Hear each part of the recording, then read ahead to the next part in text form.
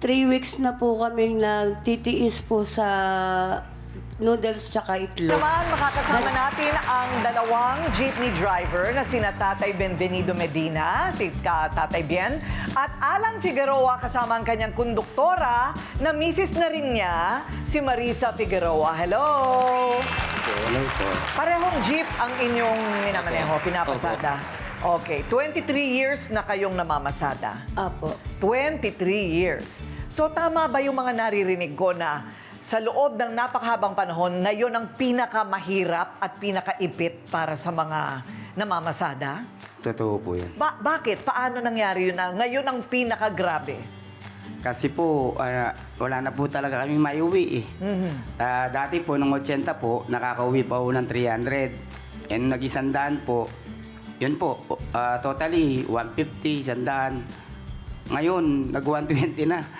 Kahapon bumiyay po kami, abonado pa po kami ng 50 pesos. Totoo ba? Dahil Opo. sa presyo ng gas. Ano Opo. ba yung jeep nyo? Diesel o gas? Diesel po. So nagtaas na rin eh, no? Opo, 120 na po eh. Ayun, 120. So, ano ba yun? Hindi nyo pag-aari yung may boundary pa kayo? Boundary po, boundary. Pagkakasyahin ng 100 piso sa 4 na miyembro ng pamilya, ano? Halos hindi na magkasya talaga. Pagkain pa lang, ubus na. Ay, hindi na po talaga magkakasya yun. Ngayon pa po na andito po sa akin yung mga apo ko. Tulad po itong pasukan, yung 4 years old ko na apo, magli5 taon.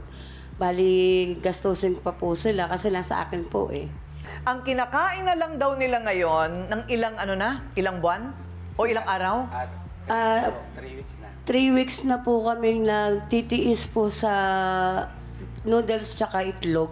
Mga 8 years na po eh, kasi yung nag-family driver pa po ko nung una. Tapos po, nung nag-ano na lang po, na jeep. Pagtapos ng jeep, eto nga, nung una po malakas eh, nung ang mababa po ang presyo ng diesel pa noon, nakapag-uwi pa po kami ng 900. Ito pong lately, nung tumaas po bigla, naging 120 na eh. Kinukupit ko po yung diesel, 1,200, 2 o'clock pa lang, wala na akong diesel sa tangke. Naku. Tapos nag-boundary ko ng 500, natira sa akin 58 pesos. Tapos wala pa po akong diesel. Ha? Ubus pa? Ubus pa po. Tapos pa ito po isa. Nung lumakas po, naka-count kami, naka-recover konti, naging 150 a day. Tapos nagbabayad po kami ng butaw sa opisina namin na 170.